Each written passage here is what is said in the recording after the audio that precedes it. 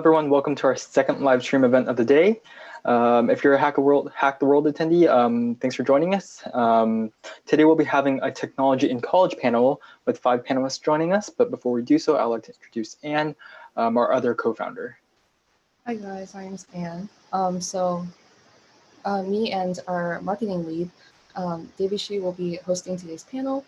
And we have 5 panelists right here, and they're going to talk about their experiences working in the tech industry during college, and also their own hackathon experiences in the collegiate level. So first, we're going to have introductions from all of these panelists. So we'll start with Jenny first. All right, cool. So hi, I'm Jenny. I'm currently a senior at University of Washington. I'll be graduating soon. I guess in terms of my background or like what I'm working on right now, I study computer science and informatics at UW. And right now I'm working at the Allen Institute of Artificial Intelligence as a research intern. So what that kind of means is intern/engineer. So I'm helping them conduct research as well as also build and doing some of the engineering side of what research requires. So like building demos for some of the state-of-the-art models for like new AI technologies.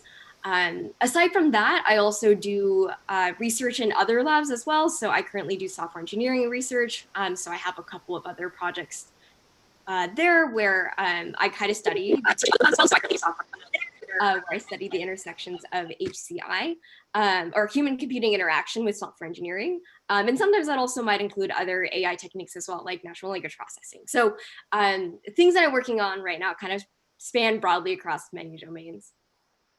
Cool. Thank you. We have Megan next.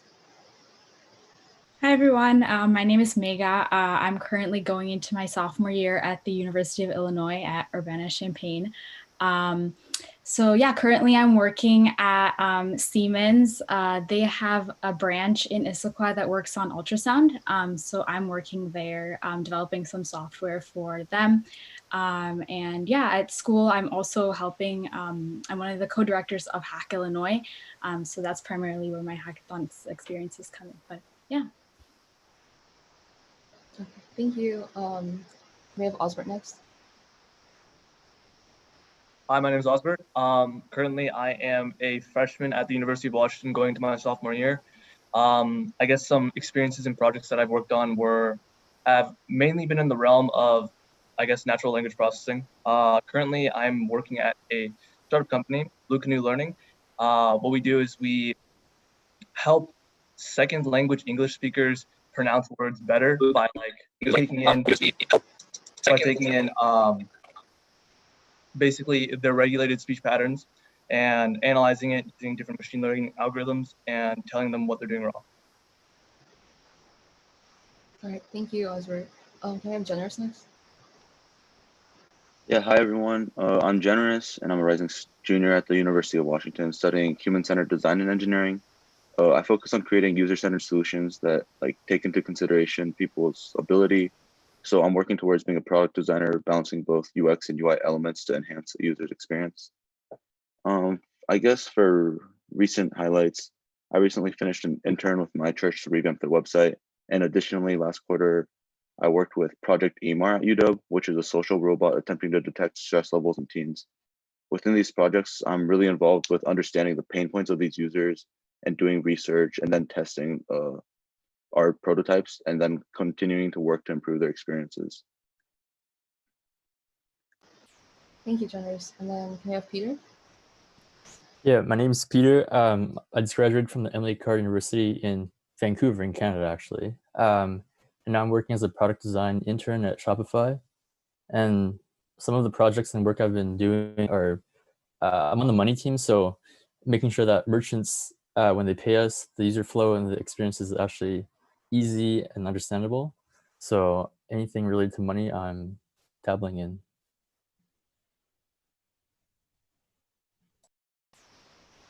All right, thank you, Peter. Okay, so for those watching on the YouTube stream right now, if you have any questions, please put them on the chat. But we'll get started with our own questions first. Devishi, do you have any questions? Sure. One question that I'd like to direct towards all of our panelists is, how necessary would you say that having prior knowledge or experience is to your major? And how can high schoolers who are hopefuls in your major prepare not only for the college application process, but for higher education? So we can go in the same order that we did intros in. Sure. So I can go first then. I think honestly, it really depends on, and I think you'll kind of get into this as you kind of develop your career, but I think it really totally depends on what your definition of success is. Coming into UW, I wasn't really sure what I wanted to do. And so actually my first time learning to code was in my freshman year. I really didn't have that much experience in pretty much anything. And the only thing that I maybe thought I had an inkling that I was kind of good at was business, because I did like business clubs in high school. But I kind of realized quickly that that wasn't really what I wanted to do for my own profession, right? So, and I think the thing that helped me the most, I think, in terms of high school was just really developing a work ethic, and really not being afraid to try anything new, right? And I think that really helped me a lot in college, because I brought myself the new experiences. That's exactly how I started getting to computer science in the middle of my freshman year. And even though I felt like maybe I was a little bit comparatively late compared to some of my peers, it was that excitement to try something new that I think carried me really far in my career. So I think that would be my number one advice for coming into college and being successful in college. Thank you very much. We have Mega. Yeah, I kind of second what Jenny is saying. I came into my freshman year having a little bit of coding experience, but it wasn't very substantial. And as I keep learning and I take more classes, I'm also finding out that there's so much to learn in college that you don't even expect it. You don't expect how much different stuff you're going to learn through an internship versus through research versus through your classes. You don't expect, even within my specific major, which is CS, there's so many different things that some of them I don't like, some of them I really do have an affinity for. So there is absolutely no pressure to know a large base of knowledge pertaining to your major before you go to college. I think the most important thing is that you're open to learning and you're open to different aspects of whatever field you choose. I think that's where you will come out as like a successful person, and also you'll feel satisfied with what you've learned and where you've come from. And yeah. Thank you. Could we have Osbert next? Yeah, I think I agree with Jenny and Mega in both that, like, I think work ethic is a really big thing in college, because, I mean, everyone's coming into college, a majority of people go into college not knowing what they're going to do, right? So everyone's going to be coming in with different backgrounds, different knowledges. Like, people taking your intro CS class, maybe they're absolute geniuses, but maybe they don't even know how to code at all, right? And so I think as long as you maintain that strong work ethic, you can honestly go anywhere in college. Thank you. Could we have Generous next?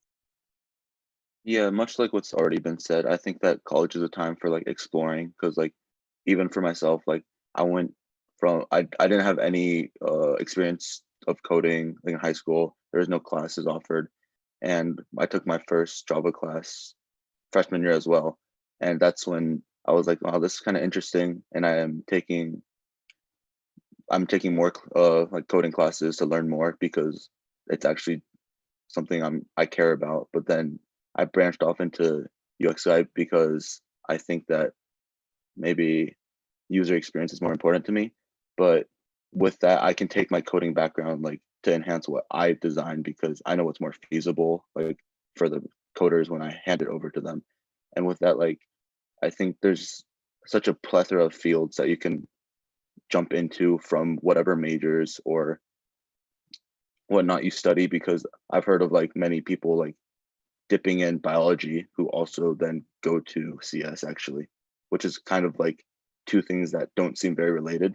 But then when you like think about it, like they're more suited for coding like health related stuff or more scientific stuff. So like whatever you decide to study or explore in college, I think that when you find your passion, like you'll still be able to work towards it. Great. And Peter? I think, yeah, everyone's kind of said the same thing, but I will add on that I think what you take in university or college doesn't determine what you will do after college. I think a lot of people think if you take CS in school and then that's what you're gonna be doing for the rest of your life. Like, no, for myself, like I started off with energy management, which has nothing to do with UX design. But throughout the journey or throughout the years, I then dabbled in front-end development and then finally UX design. So I think as long as you're open-minded and willing to like everyone said, explore and just try new things, I think you'll end up in a spot you'll like eventually with your interests and education combined. Okay, thank you very much. For our next question,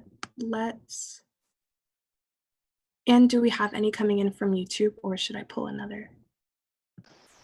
I don't think we have any from YouTube right now, but I can ask one. For everyone here, can you guys kind of describe your internship experience and kind of what you learned from that?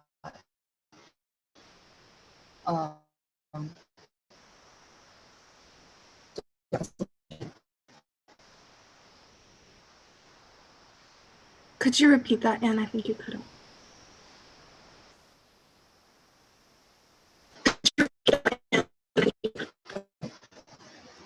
Okay. Could everyone kind of describe their internship experiences and what they learned from that? And then we can start with Jenny. Yeah. So kind of going off on continuing on our last discussion, I think I spent a lot of my first 4 years at UW really exploring software engineering because I thought I really wanted to go into the industry. So across maybe the last several years, I've been really fortunate in being able to work at Microsoft, Apple, and Uber for software engineering internships. And right now I'm doing a more research-oriented internship because that's where I want to actually pivot into at AI2. So I'll kind of divide these two different kinds of internships and talk about what I've learned from each. So I think when it comes to software engineering internships, what I've really learned is how to produce software really at a high quality level and also kind of really understand what does it mean to be a good software engineer. You're working with really complicated systems that are deployed in real world environments with hundreds of millions of users, right? And this is probably like one of the first times that your code will ever see the day of light and actually be used by tons of people. I think there's tons of learning curves that come with that, right? Like I learned some really fundamental skills, like how do I read through a code base? How do we know what pieces of a code that I need to edit? What's the best way to introduce new code into a system without breaking the whole thing, right? Those are very beginner skills that you kind of first learn. And then I think you start learning higher level skills of like system design and things like that as you get a little bit more advanced. So I think that's what I've really learned from my previous engineering internships. But I think now that I'm pivoting more into research, that's really in a very different realm. What it means to do research in context of computer science is really more about trying to make discoveries in the field of computer science, and it can come in many different forms. In my case, I'm doing very applied stuff where we're basically trying to create new machine learning models to do new tasks that like no machine learning model has been able to do before. And so what this means is I need to be able to develop really basic skills as a researcher. So I'm kind of starting at the baby steps again. So I'm really beginner as a researcher, right? That means how do I know what's novel and what's interesting for people to want to learn when it comes to machine learning? What does it mean to design an experiment and then deploy it? And then also what does it mean to write a paper and share my findings? So that's kind of like with the other flavor of internships you might see when it comes to doing research.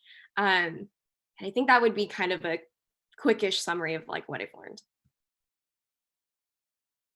Thank you. Could we have Megha next? Yeah, so I think I'll take it a different way. I completely agree with everything Jenny said. One thing I did want to add was that it is so important to network and build connections, get to know the people who you're working with, just what's going on around you. I think there's a value there that you can often get caught like lost in like coding or whatever actual skill you're trying to acquire through an internship. But being able to just ask someone like, hey, could you tell me a little bit more about what you do specifically? Because a lot of the intern projects are not, aligned with the actual work that goes on in that specific team. I think that's a really, really valuable skill.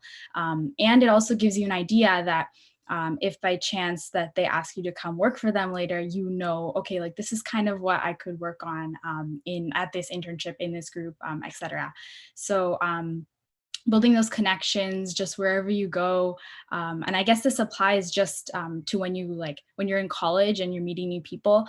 The number of alumni I've met in college that are working at really, really cool places that I just want to know more about is insane. And definitely take advantage of that, reach out. And I'm sure everyone would love hearing from you, and I'm sure everyone loves hearing like, oh, I want to hear what you do. I feel like that's really valuable for both parties. So I definitely take advantage of that. Yeah. Great, thank you. Could we have Osbert next? Yeah, I definitely agree with both Jenny and Mega on both the statements that they explained, but I think one more thing is internships really teach you how to work collaboratively. I think in the real world environment, when you're actually working for a company as a software developer or maybe even just a researcher, working collaboratively is very, very important. Like understanding what your teammates are doing and how you can work off of that and work towards completing the project itself. Last year I worked at UW as a computational researcher at the South Lake Union. I did lots of research on different cardiovascular data, and I did lots of assortments with that data. And working together with my team really helped me understand that, in high school, they always teach you can't be talking about your code, you can't be talking to other people collaboratively. But I mean, in the real world, I feel like working together is very, very invaluable. Thank you. And could we have Generous next? Yeah, well, actually, Osbert set me up pretty well. Collaborations is you don't get that much experience in school, honestly, because I'm sure many of us have group work where there's a slacker or two or a few, and then you feel the burden of having to do your own assignment and then submitting it for the group. And in the real world, it's not like that. Everyone feels a sense of responsibility, or they get assigned tasks, and also you shouldn't be afraid to reach out, because everyone there's actually working towards the same goal. So they're more than down to help you. They're willing to go out of the way to help you solve something. They're maybe learning, Googling for you, learning, and then testing stuff with you. Collaboration is pretty hard to, I don't know, I can't put it into words, because it just happens in the moment. I feel like you request help, and then next thing you know, multiple people are trying to help you with your one thing, and then hopefully you return the favor later, and when they're struggling, you can help back. Yeah, that's been my experience from internships. Thank you. And finally, Peter. For me, it's been different because I've been lucky enough to intern abroad. So I interned in Thailand and Hong Kong for a bit. But I think now that I'm interning at Shopify, everything, basically my learnings are that you should take some risks with these internships. Yeah, you can intern in something you studied in, but you can also intern maybe perhaps in a field or in a role you might want to try out, because internships are 4 to 8 months, and this is a good time to test and see what you like and don't like. So at the same time, yeah, if you want to go travel abroad while interning, you kill 2 birds with 1 stone. So take that risk. But I think everything that everyone has said, I agree completely with. I would just add on, yeah, during your internship, also take risks in the work you do. So don't be afraid to say something that goes against what everyone else on the team is saying, because you're coming in fresh, you're coming in with new ideas. So don't be afraid to speak up and say those things, because in my internship so far, I've said some stuff, and then stuff that I would think everyone has thought of before, but oh no, I didn't think of that. That's a good idea. So you'd be surprised. I don't know how far behind companies are actually. Do you mind if I add on actually something? I really wanted to say that Peter made like a really great point about taking risks. And I think like one thing that I wish I knew earlier is just getting comfortable with being uncomfortable. I think internships are really a great opportunity to really push yourself and provide an sandbox for you to basically just play and grow a lot. I think like the internships that I learned the most about or from were really the what projects where I was given them and I was like, I have no idea, absolutely no idea what I'm doing. I have zero background in this. I feel so underqualified. I don't know why you guys assigned me this, but they're like, no, you'll be fine. I was like, I'm not really sure, but those always ended up being the ones where I learned the most from. And so that's why I think like also, I think Peter brought up a really awesome point of just like taking risks and putting yourself in new positions that you haven't really found yourself from. Because I think once you start interning after a while, you kind of realize like, oh, okay, like, like it gets same old after a while if you don't challenge yourself. And that kind of gets a little bit boring, right? And if your goal is to really improve, I would say definitely like make yourself uncomfortable because you'll thank yourself once you make it through the experience. All right, thank you. So the next question we have is targeted towards Jenners and Peter, I guess. So I guess how would you describe like what UI UX majors learn and do? And how'd you get into that field? How'd you get interested in that field? And what advice would you give for anyone that's interested in it right now? We can Let's have Jenners go first. Yeah, I can go first. So yeah, I didn't know much about UX going into college either, actually. And I still don't know like how I stumbled into the major in the field. But I can tell you a little bit about it. A lot of the projects I've been involved with are like websites and phone apps. And my role usually looks something like this.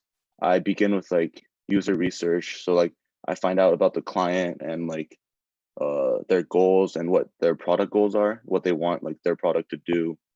And then like hopefully from that I can move on to making personas, which will be the focus of my later tasks, because I'll reference them like continuously. So personas are basically like these imaginary people that take in all my research and that I make scenarios for, so that I can reflect on them and be like, so if this person were to interact with this product, then they would do this, and then is this easy to do? And then from that, there's a few different steps that you may or may not skip between, like maybe mapping out like a day of your persona. But ultimately in the end, you'll do wireframing and prototyping. So you'll actually work on the product and see how you'll interact with it. And once you deploy that, you can get even more feedback from users and see how they actually interact with it. And then from there, you just continue to repeat the cycle and reiterate and improve the design.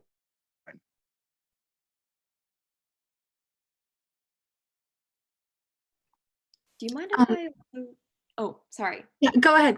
What were you going to say? I was gonna just jump in and say a really quick point. I'm personally not a designer and I like struggle a lot with design. So hats off to y'all who can design. But I actually wanted to also take the time to make a quick pitch about how important I think it is for everyone to learn design, even if you don't really want to enter the field. I think design is such an amazing discipline because it really teaches you on how to center the products that you're creating onto people, right? Our technologies exist with people and they don't exist in a vacuum. And so it's really important to really have, think about design, because that's what's going to really make your product work with people. As a developer, I make so many mistakes about just making products that just don't work with people because I just don't have that expertise. And I found that after talking with designers and taking design classes myself, like I've been able to develop better products for people and that are also a lot more well thought out. Designers do so many cool things that like, as a developer, like I just know I never would have thought of. So just major hats off to designers. And so that's why I think like, especially if you're thinking about going into product, like dabbling into different bits of other disciplines, no matter what role you go into, will be really helpful, even if it's not directly related with your job. Thank you. That was a really good insight. And if we could have Peter finish up by answering the question. Yeah. I would say what Jenny said was actually very helpful, because for me, UX design, for those who don't know, is like user experience design. But on the flip side, there's a thing called UI design, which is user interface design. So the two roles are actually pretty different. As in user interface, you look at more about the visuals. So you care about like each pixel, does it fit in right? Is everything like very, very nice and polished? But for UX design, it's more about, does the experience make sense? Is it easy for whoever's using it to like do the task? So for example, like if you're trying to deactivate your account on Facebook, you can try doing it, but the user experience is terrible. You have to click through like 5 different pages. I don't know, enter your credit card number, and then I don't know, do some math to like deactivate it. But there's a reason for that, and that's called like dark UX. So that's like a no-no. But companies kind of like can shape their products, their platforms, their websites, basically to fit the users to complete business goals. So there's a reason for everything that happens on websites. There's a reason why, I don't know, e-commerce shopping websites have like more photos or things are displayed that way. And for me, I liked it because you basically solve problems and you don't really need to code, because I figured out I really suck at front-end coding. So I'm like, let's find something that fits with that. So you don't need to code, but it's nice to know like coding, because then you can easily talk with developers and understand the technical constraints. But I think it's like a growing field, and honestly, you don't really need to like specialize in HCI or interaction design to go into this field. Honestly, if you can solve a problem and you understand how to take the right steps to do it, like Jenna said, like do the research, get the data, don't go off of assumptions too much, then you'd be fine. And for those that are like interested, I think you can take like anything in university or college, like psychology, design, communications, marketing. I feel like you don't really need an eye for visuals. You just need to know how to solve a problem. So yeah. Yeah, like adding on to that, I guess a lot of UX designers I've met actually are they self-learned, and then like there are, like Peter mentioned, like a lot of psychology majors too, because of just how like a lot of UX UI can also work with like understanding human psychology, and like if you place an element here, like are they likely to click on it or are they likely to avoid it? Yeah. Thank you. I will be going off to Emma for our next question. She's the communications director for synHacks, and she'll be asking. Yeah, hi. So one question I had was, how have you incorporated your other passions in technology? Like I know some of you guys have passions in business, design, like how do you guys incorporate that? And this is aimed at everybody, so we can go in the same order that we did intros. Yeah, sure. I think that's a really good question. And I think when it comes to combining passions, I think computer science is, or sorry, not computer science, but really anything related to technology is a really good field to do any combination of things.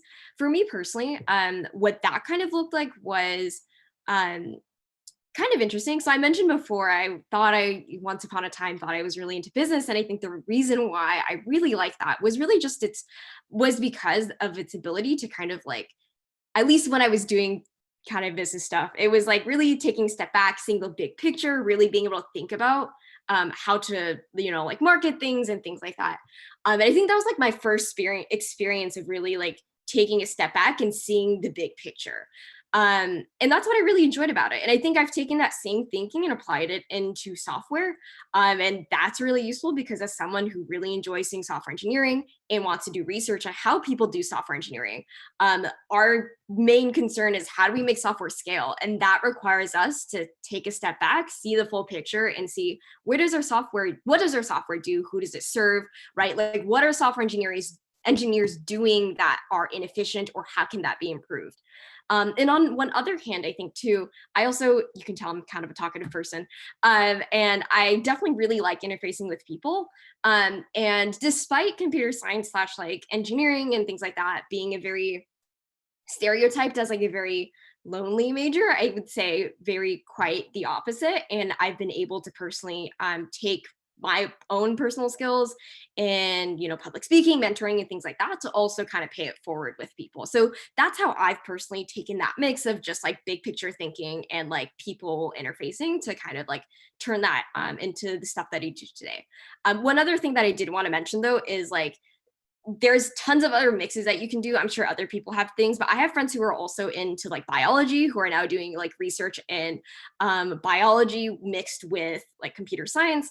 There's people who do research with like music and mix that with computer science and art and things like that. So really, I think there's a super broad range of things that people can get into. And I'd love to see what other people have done to mix up their passions too.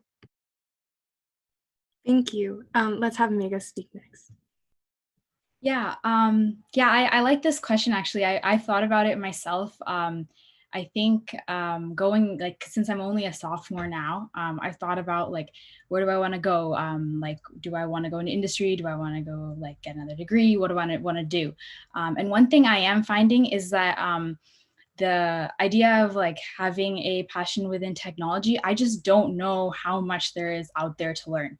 And the only way I'm realizing like what I like and what I don't like and where my passions really lie is when I just kind of throw myself headfirst into it. And then I realize, oh, I really like this. I'm picking up on it. I want to learn more. Or the alternative where it's like, yeah, I'm just not like a good fit with this piece of technology or like, you know, this type of thing. So I will say like, I think like your passion as a person is just something that you grow with as you keep, you know, learning and as you keep going through your career. So that's really important to keep in mind. And I think some of the things that Jenny said, I also wanted to mirror things like mentoring. I do enjoy it. I've been trying to take up things at school that kind of embody something around that. And yeah, I'm finding like different opportunities. You know, I can see parallels, I can see differences, and I'm really enjoying just kind of learning as we're going. Yeah. Thank you. And we'll have Osbert go next.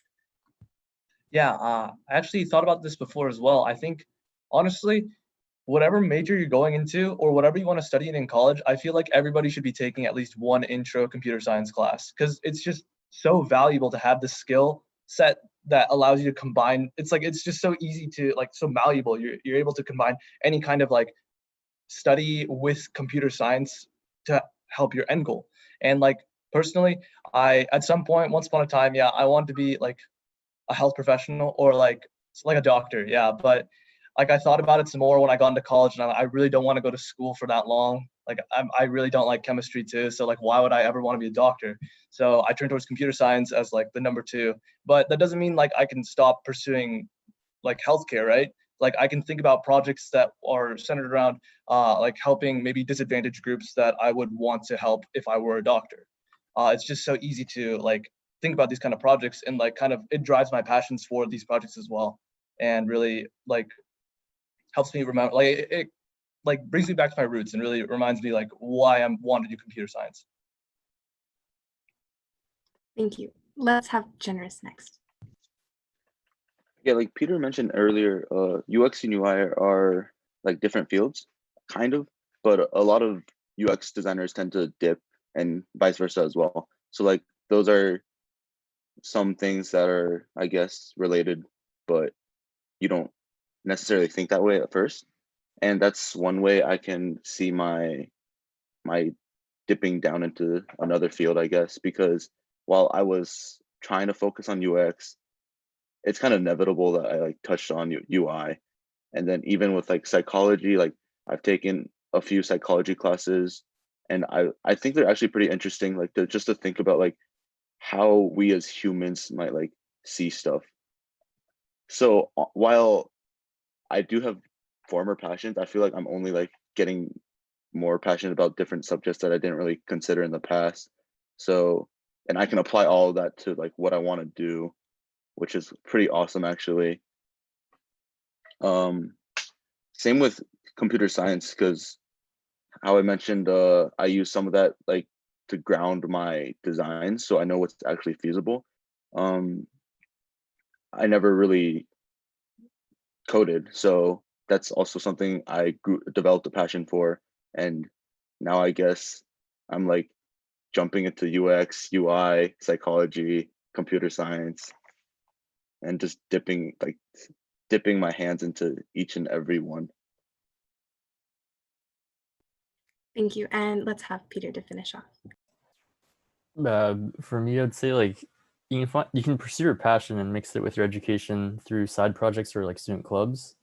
Because although I do like design, I think more of my passions are in sustainability issues. So through side projects or student clubs, that's where I can really merge the two. Especially there's a lot of like design competitions going on. So whatever I'm designing, I can put a spin on it or focus on like, okay, how can I make this sustainable, both like socially, financially, environmentally, etc. So I think, yeah, again, whatever you take, you can definitely find like other channels through side projects or hackathons, competitions to really push your passions or pursue it. Yeah, especially with like computer science and you, as Peter mentioned, like UI as well. I guess the whole like computer science is basically just like learning how to solve problems. And I think that's a really great way to include your other passions too, because like you can like solve problems in all of these different types of fields. And like Peter said, hackathons are a great way to do that and incorporate those passions as well. Like even for Hack the World, our main goal is to inspire high school students and other students to kind of use technology to solve all these issues that they're passionate about. So I think that's like a great way to incorporate your other passions into technology.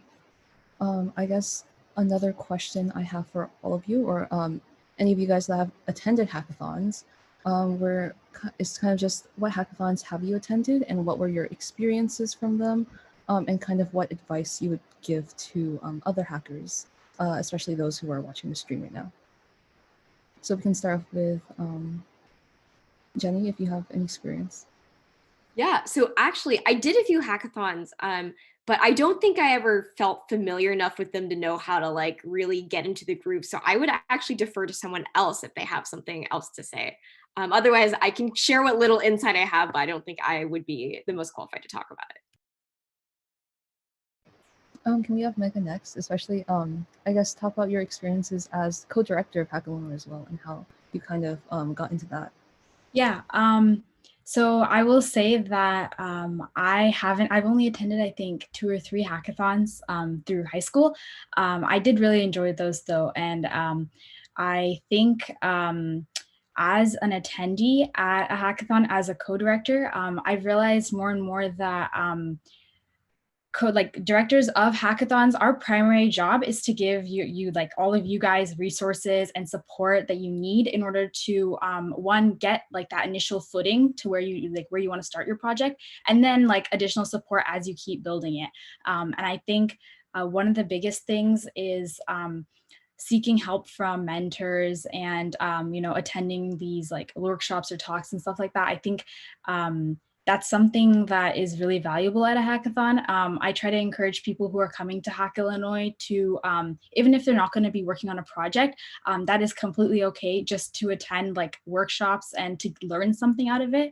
Our main goal at Hack Illinois is to educate rather than to encourage competition. And I think that message is coming through in a lot more hackathons as we continue. And yeah, but I will also defer this question to others who have probably competed in more hackathons than I have, because yeah, there is a huge disparity between running a hackathon and competing in one, as many of you may know. Yeah. Can we have Osbert next? Yeah, I haven't competed in many hackathons either, but I mean, I'll still answer the question. I think I've probably competed in probably just a handful, but I feel like it's always just a really good experience to do, right? I feel like, well, I guess it's kind of different now that it's online and stuff, but when it was in person, like, it was really easy to connect with so many different people. Like, you can connect with different mentors, you can connect with different people in like your same interest fields. Like, it's just a great experience, so many resources, and it's all free. Like, are you kidding me? Just do it. And like, I mean, there's also like free food, I guess, but like the free information that you get is worth much more. And I mean, I think about it now, and it's like if you have like probably like 24 hours or maybe 48 hours to code a project completely and turn it in and show it off to some judges. But even if you don't complete your project, it's still a good experience because you're still in that collaborative environment, and also you can still show off whatever you have to maybe like some mentors that could probably give you some pointers if you want to complete the project in the future. So it's always just an amazing experience to have. Can we have generousness? Yeah, so a lot of people might be like blindsided by like winning or like trying to get the prizes. And I mean, sometimes I'm guilty of this too, like in prior hackathons. But so like you don't have to restart a project if you like find yourself like in an obstacle, like where you don't know how to do something. There's always mentors or like Google, like there's resources where you can find help. And like even if you don't complete the project during the hackathon, I feel like it's really worthwhile to go back to it, like even afterwards, maybe pick it up as a personal project, meet up with your other friends or even the same hackathon group just to finish it. Because connecting back to the previous question as well about passions, like if you're involving yourself in the project, you're potentially very passionate about it. So if you're pursuing your passion, you can still work on it outside of the hackathon, even if you don't complete it. And I think it's really important to do that because it shows that you can follow through and that like you're not just going to avoid an obstacle. Like if you don't know how to code a certain aspect, you're going to learn. And that again, like hackathons are all about learning. You can invest all your time during the hackathon to learn and get all these ideas and then take them with you in the future as well. And then can we have Peter next? Yeah, I'd say hackathons, I love it and hate them because yeah, you get to meet really cool people and work on really cool stuff and projects, but at the same time, you really push yourself mentally and a lot of times physically. Because like, yeah, it is within time constraint of like 24 hours or 48 hours. And a lot of times you end up not sleeping or sleeping maybe 2 hours in that 48 hours. So at the same time, but you really, again, like you learn a lot about resources and what software tools, platforms are out there to really collaborate and now remotely. So having this knowledge really helps with your school and work and internships in the future. But for me, I took this opportunity to like learn what I was good at and bad at. So it's like, am I good at time management? It's like, not so much. But am I good at communication? Yeah. And teamwork? Yeah. So I kind of like tried ones that were design and coding before, but for the past few months, I've been doing more design competitions. So they're not really hackathons, but the same idea where you're giving a brief and you have time constraint to complete it.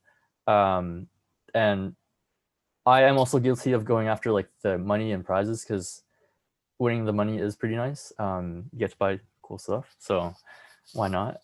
So yeah, if I don't know who's ever interested in design, there's like tons of competitions coming up sponsored by Adobe and usually like a big company like Netflix or Airbnb. And that way you get to work on like actual briefs from cool companies, but also if you get an honorable mention or if you win, it looks good on your CV as well. Do you mind if I kind of thought actually of some advice that I would want to give myself if I were to do a hackathon again? I would say that, like echoing what everyone said, I think hackathons are a really good safe place to actually start and do new projects that you never thought you would have time for. I think one thing that I struggle a lot with at this point in time is I have a lot of things that I want to do. And I think having an allotted 24-hour period to do them actually gives me a lot more accountability to myself to actually start and complete them.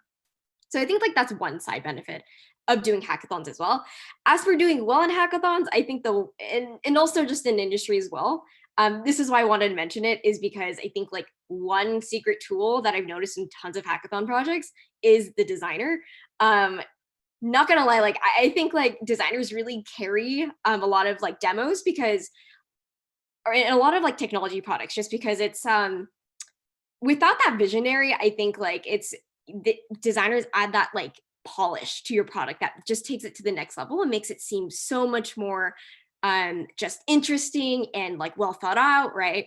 And I know I have definitely been guilty of this. Like when I'm doing product demos, I'm definitely never 100% complete. I might be 50%, done. And because the designers are just know how to like design the interactions and make everything look so thought out, I can just basically do the whole front end magic and make it look like there's a bunch of things there when there's like really just smoke and mirrors.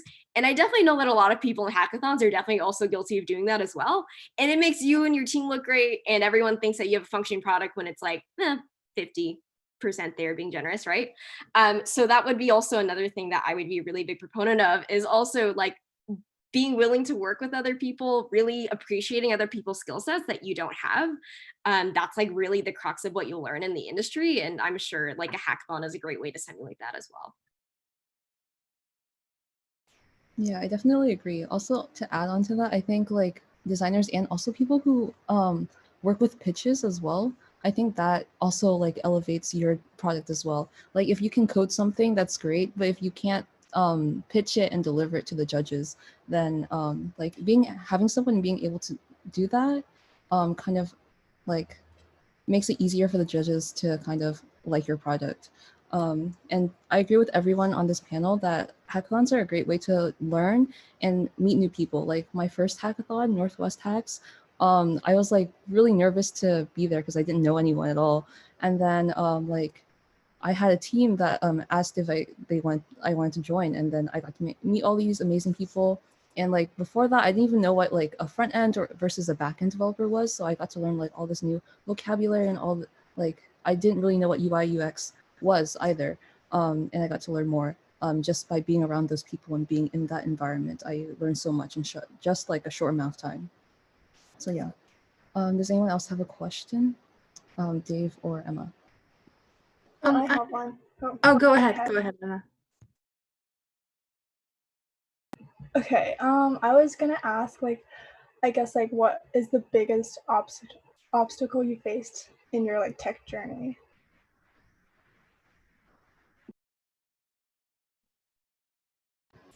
We can start in the same order. So Jenny. Yeah, that's a really good question. I think it really depends.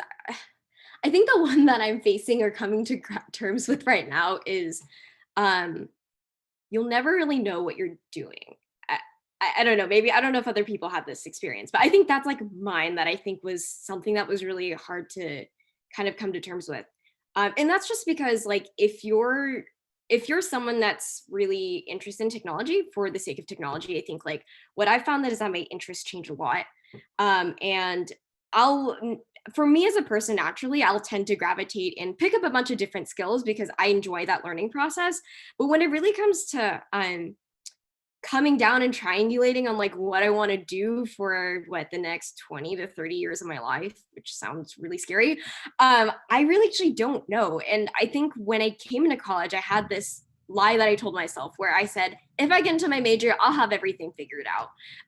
And I think the more that I do technology, the more that I realize that that's definitely not the case.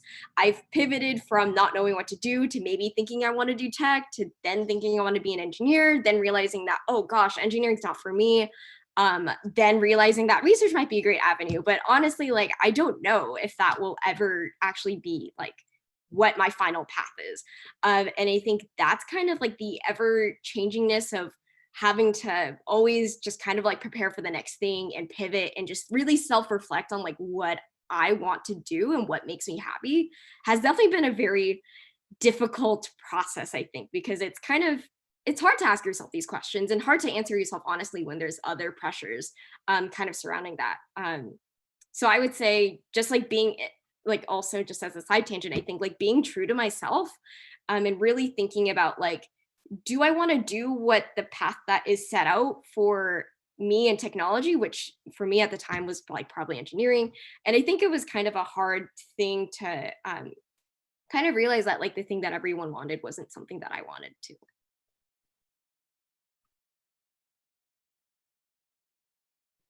Let's have Megha next. Okay. Yeah, I wanted to reiterate the point that Jenny made earlier that like I was not comfortable with being uncomfortable for quite a long time. And I think that's something that we all have to continue to work on throughout our careers because there's always room to improve. But that's probably the biggest thing that I had to overcome, especially coming to college, because I was thrown into so many new things and all of that. And I will also say that along with that kind of side, I think just one thing that I like struggled with throughout the first year in college was just time management. And I feel like even though it might seem very, very obvious, it's just so important to make time for yourself, make time for like the projects that you want to work on personally, make time for your schoolwork. And like that can be a difficult task. And I did struggle with that. And yeah, there's a bunch of different ways to do that and all of that, but that's definitely something that nobody should neglect going into their like college career or the rest of their career, because I feel like it's much more rewarding coming out and realizing like, yeah, I had time to pursue something that I was really passionate about while I also learned like this type of skill. And kind of adding on to that, that it's okay to let some things fall through the cracks sometimes. Like things will happen. You can't control it. Like the world is the world, and you know, like those types of things, especially with your grades. That was something that I had to kind of like it's okay for me to not do well on this because I was studying for this. You know, there's so many different things I like needed to manage. So yeah, that's definitely something I learned and overcame, I guess, in my first year.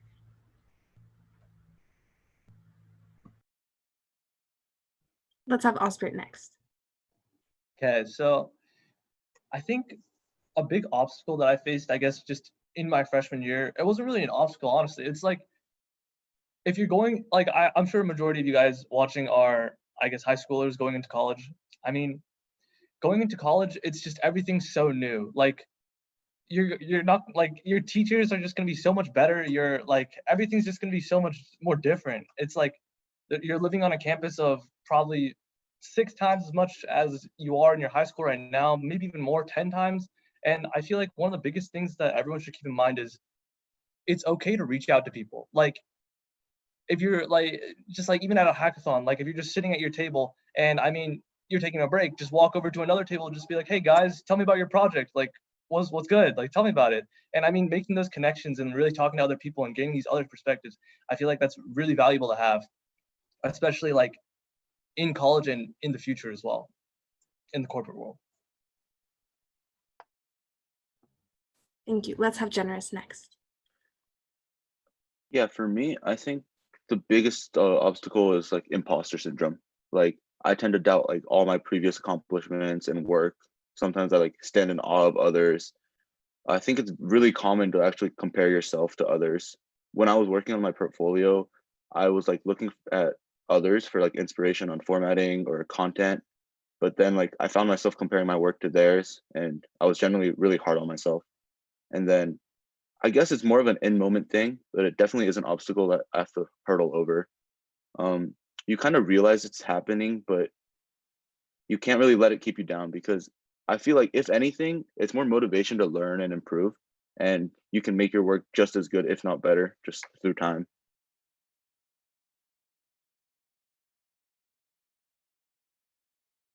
Thank you. And can we have Peter to finish up? I was gonna say the same thing as Generous, but basically I struggled with imposter syndrome as well, especially just comparing myself to others, because in school and even with, especially with internships and like grades, it's easy to be like, oh, that person got an A, I worked harder than them, or like I worked as hard as them, why not me? And yeah, it's I got trapped in that for a few years, but at the same time, now I think, okay, like everyone's on a different path. Everyone has different experiences and upbringing. Unless I'm the exact twin of that person and we have the same experience for some weird reason, we sleep at the same time, we eat the same stuff. Like, unless you're a carbon like copy of that person, there's no way it's fair to compare yourself to anyone else. And yeah, another obstacle of mine was like being afraid. Well, not being afraid. I did suck. I like just sucking at things. But it's okay, I think, just to like not be good at some things or a lot of things. I'm not good at coding. That's why I'm not doing development. But at the same time, like it's good to figure out what you aren't good at, but then because then you can focus on what are you good at. And then if you're asking yourself like, oh, I don't know what I'm good at, or like I don't think I'm good at anything, trust me, find something, because I thought I didn't do anything right. So look at me. But yeah. I'm actually going to go add on to that. And I think something that I really, really, really wish that I knew coming in was that my best is the best I can ask for. And you don't really need to feel compelled to compare yourself to other people. I had a really weird route into technology, and I didn't get into my major at all until my junior year. And for a really long time, I felt super ashamed and really, really disappointed in myself. And I think I took myself through a lot of unneeded pain and a lot of just unneeded pain for like many years because of that, right? And I think it took me a while too, but I think like now I think what I realize is just my best is always is enough. And I know I'm always trying my best. And so the only person I should be competing against is myself, right? All I can ask is for improvement. And I think once you kind of center your philosophy towards that, you get a little bit easier on yourself. And, like, I'm not going to lie, I still compare to people sometimes. And like, I still feel bad, right? But it's really comforting to know that you have your own journey, and it's okay if it takes longer than most, right? We see people's successes, but we don't know how people are struggling inside. So I think it's really easy to feel like you're behind when I think, in fact, we often are much more in line and at par with everyone else, just in different ways. Thank you. That's actually really good advice and a good segue into our last question. If you all have any parting words of advice for our viewers, who are all high schoolers, by the way, so geared towards that. And we'll actually have Megha answer this question first. That's a good question. Yeah, I think the biggest thing that I've learned is, don't put too much pressure on yourself. Like, take it as it comes. Things won't, like, you won't expect everything. You can't expect everything, and that's part of the charm of it. And you will find out where you are supposed to be, whether it be like college, your career. You'll find what you're passionate about as long as you maintain your work ethic and like an optimistic attitude. And I think that's something that's really, really valuable. And, if you keep pushing that way, you'll be completely fine. Yeah. Thank you. We'll have Osbert go next. I guess my parting words of advice would just really be, don't lose your hard work ethic, or maintain it as much as possible. Because I mean, college is going to be a lot different, where like there's going to be classes not all bunched together. You're not going to always have your friends next to you saying, hey, you finished that assignment, or just anything like that. It's going to be more because everyone's been taking different classes. Yeah. So it's like, I feel like no matter what college you really go to or whatever you study in, with a strong work ethic, you will thrive. And so I think that's a really good point to drive home. Thank you. Generous?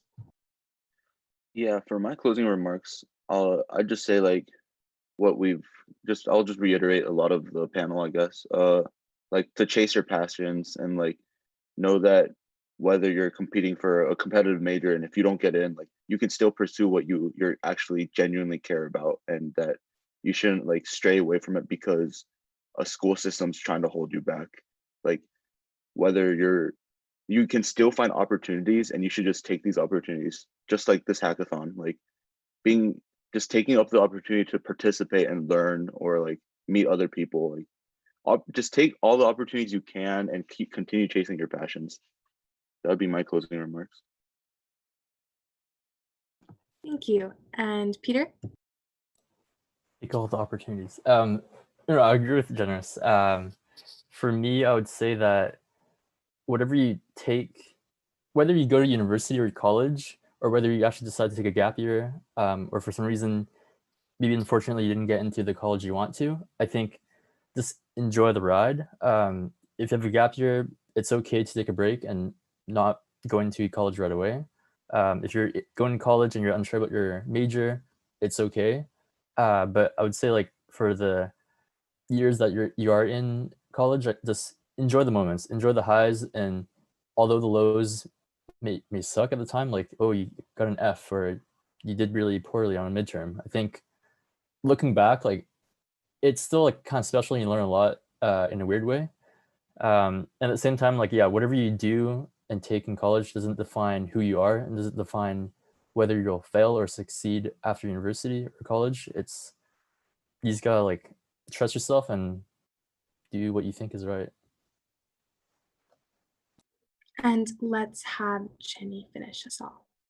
Yeah, I think for final thoughts, I would just say take care of yourself. College is going to be 3 to 5 years, maybe more, depending on what your path is. And you have a lot of time to learn. And it's really easy in that time to forget to take care of yourself, to take care of your mental health, to tell yourself that you are amazing, that you are a really competent person, right? And I think it's easy to get lost through all of that. So I would just say, like, my number one tip, and I wish what I did earlier, is just take a break. And it's okay that if you take longer than other people, or it's okay if you also fail, right? Everything is a learning experience. And I think college is a really great place for that. So if you just see everything as a learning lesson, I think you'll see college in a generally positive experience. Thank you so much to all of our panelists for joining us today. They gave us some really valuable insights. And with that, I think we are ready to end this stream. Yeah. So again, thank you for joining. For those on stream, if you're interested in more events similar to this, make sure to check out our social media at synHacks on Instagram, Facebook, and LinkedIn, and at synHacks team on Twitter. Our next upcoming event will be Kahoot at 7 p.m. for our hackathon attendees, so make sure to join us then. Thank you.